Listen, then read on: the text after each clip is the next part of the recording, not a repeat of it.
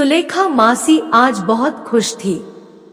बनारसी साड़ी और बालों में गजरा लगाए वह पूरे हवेली में चक्कर लगा रही थी। खुश होने का कारण भी था, उनके बेटे की शादी जो तय हो गई थी। शगुन का दिन आज के लिए ही निकल आया था। लड़की वाले पहुंचने वाले थे। इतने सालों के बाद घर में खुशी का मौका आया था। मासी जिंदगी में आई अपनी अनमोल खुशी के हर पल को बांधकर रख लेना चाहती थी। पूरे मनोयोग से लड़की वालों की खातिरदारी की तैयारी में लगी हुई थी। देखते देखते 4-5 गाड़ियां दरवाजे पर आकर खड़ी हो गई। शायद मेहमान आ चुके थे। मासी ने उनके लिए तरह तरह के पकवान बनवाए थे। कोई कमी न हो जाए इसके लिए वह सहायिका के साथ खुद भी किचन में घुसी थी। लड़की वालों ने पकवानों को सराह सराह कर जी भर खाया। तारीफ सुनकर मासी खाने के अंत में अपने हाथों से बनाया गुलाब जामुन लेकर बैठक में जाने लगी। जैसे ही किचन से निकली मौसा जी की कड़कती आवाज सुनकर ठिठक गई। वे मासी को देखते ही दांत कूटते हुए बोले, तुमको अपने लोअर ग्रेड वाली आदतों से बाज नहीं आना है न? सारे मेहमान घर की मालकिन से मिलना चाहते हैं और यहाँ ये काम वाली बाई बनकर निहाल हुई जा रही है। मेरे सारे स्टेटस को चकनाचूर करके रख दोगी क्या? उन्होंने मासी के हाथ से गुलाब जामुन लेकर वही पटक दिया और आंख तरेर कर बोले, जाओ और टिप टाप होकर साड़ी बदलकर चुपचाप से दूसरी साड़ी पहनकर सलीके से बैठक में आओ। एक बात और, कुछ भी पटर पटर करने की कोशिश मत करना, वरना उन्हें समझने में देर नहीं लगेगा कि तुम भी जाहिल खानदान से ही हो। सारे घर वाले समेत नौकर चाकर भी भौचक्के से देखते रह गए। मौसा जी की बात सुनकर मासी की आंखें भर गई। हिम्मत थी नहीं कि नजर उठाकर कुछ कहती। कभी प्रतिरोध किया नहीं था। मन में ही कहा, ये एक मौका नहीं छोड़ते हैं, मुझे बेइज्जत करने का न समय देखते हैं और न जगह। मौसी अपनी आंखें पोंछते हुए कमरे में चली गई। मौसा जी ने एक नौकर को बुलाया और जोर से फटकारते हुए सभी बिखरे गुलाब जामुन को उठाकर डस्टबिन डाल देने के लिए कहा। फिर पैर पटकते हुए मेहमानों के बीच बाहर बैठक में चले गए। मासी बनारसी साड़ी पहनकर माथे पर आंचल डाले बाहर निकली। ये बनारसी साड़ी की भी एक कथा है। बुआ जब विदा होकर ससुराल आई थी तब मायके वाले ने अपने हैसियत से ढेरों साड़ियां दी थी, पर उसमें बनारसी साड़ी नहीं थी। दुल्हन को साधारण चुनरी में देख मौसी के सास ससुर भड़क गए। उसी समय मासी की सास ने फरमान जारी किया, आज से किसी तीज त्योहार मैट से मासी के लिए कपड़े नहीं आएंगे और अगर औकात हो तो बनारसी साड़ी ही भेजे। हमारे खानदान की बहुएं होकर पर्व पर बनारसी साड़ी ही पहनती है। बेचारे मायके वाले जितना अपना चादर था उसी में ही सिमट कर रह गए। बेटी को तीज त्योहार में कपड़े भेजना छोड़ दिया। बेटी हजारों में सुंदर थी। सुंदरता ने ही उसे ऐसा घरवर दिलाया था, वरना उनकी हैसियत कहाँ थी जो ऐसा ससुराल ढूंढते। खैर, अब बीती हुई बातों को याद कर मन खराब करने का समय नहीं था।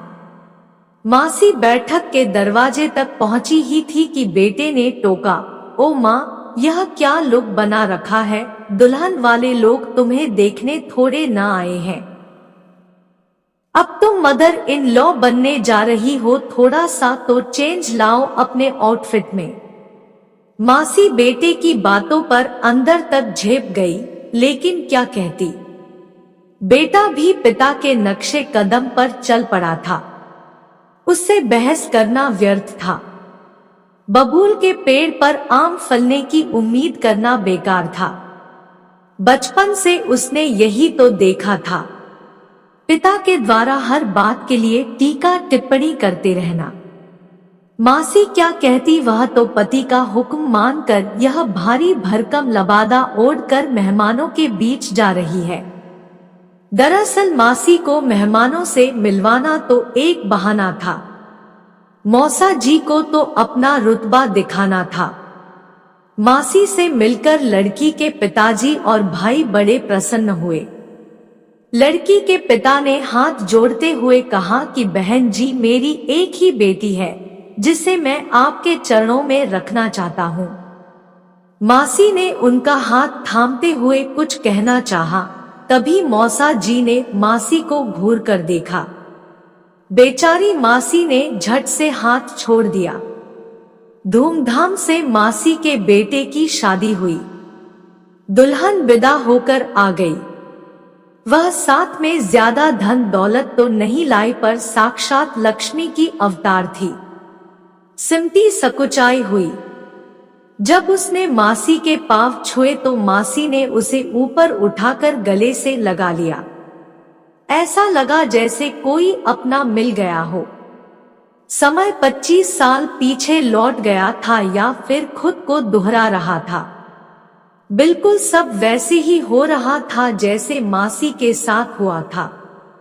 अंतर बस इतना था कि मासी को ससुराल वालों ने पराया समझा था, जबकि मासी को बहू अपनी बेटी लग रही थी। शादी के 2 दिन बाद सारे नाते रिश्तेदार अपने अपने घरों को चले गए। मौसा जी के तेवर में कोई बदलाव नहीं आया था। दूसरे ही दिन उन्होंने मासी को कह दिया, बहू भी तुम्हारे जैसे मिडिल क्लास से आई है, इसलिए यह तुम्हारी जिम्मेदारी है कि तुम हमारे खानदान के तौर तरीके उसे सिखाने की कोशिश करो। लड़की सुंदर थी इसलिए हमने बेटे का ब्याह कर दिया, वरना कहाँ राजा भोज और कहाँ। मासी ने मौसा जी के सामने हाथ जोड़कर चुप रहने के लिए कहा। उन्हें डर था कि कहीं बहू सुन ना ले। बेटा का भी तैश कम नहीं था। बहू के मायके वालों की कमी निकालने में उसे विशेष मजा आता था। बहू की पहली विदाई थी, बेटे ने साथ जाने से इनकार कर दिया। मासी ने समझाने की कोशिश की तो बेटे ने कहा, पिताजी कभी तुम्हारे साथ गए जो मैं जाऊं इन भिखारियों के घर। बहू को गुस्सा आ गया। उसने पलटकर कहा, फिर शादी ही क्यों की? आपने जब रिश्तों का अपमान ही करना था। मैं अपने मायके का अपमान नहीं सहन करूंगी। इतना सुनते ही बेटे ने ताव में बहू पर हाथ उठा दिया। अभी वह कुछ सोचता इसके पहले ही मासी ने तड़ाक से एक जोरदार थप्पड़ बेटे के गाल पर जड़ दिया और बोली, खबरदार, जो कभी पत्नी पर हाथ उठाया तोड़कर रख दूंगी, समझा? स्टेट्स की दुहाई देता है, संस्कारहीन कहीं का। पहले इंसान बनना सीख, फिर पति बनना। मासी ने नौकर को बाहर भेज ड्राइवर को बुलाया और बोली, मैं जाऊंगी अपनी बहू को उसके मैके छोड़ने, और तब तक वह वापस नहीं आएगी जब तक यह उसे माफी नहीं मांग लेगा। बेटे को आग्नेय आंखों से घूरते हुए कहा, तूने क्या सोचा मैं तेरे पिता का मनमानी करने दूंगी? मेरे पीछे कोई नहीं था, लेकिन अब ऐसा नहीं होगा। मैं विरोध नहीं कर पाई तो भी खड़ी हूँ अपनी बहू के साथ, समझा? मासी का बेटा माँ का ये रूप देख दंग रह गया, क्योंकि उसने कभी भी अपनी माँ को आवाज उठाते नहीं सुना था खुद के लिए। लेकिन आज माँ का नया रूप उसके सामने था। इसीलिए कहते हैं, माँ बाप जो करते हैं बच्चे वही देख वही सब करते हैं जो माँ बाप करते हैं। इसलिए हमेशा अपने बच्चों के सामने ऐसे रहे, कभी बच्चे माँ बाप से कोई गलत व्यवहार ना सीखे। हमेशा बच्चों के सामने प्यार से रहे, उनके सामने कभी अपशब्द ना कहे।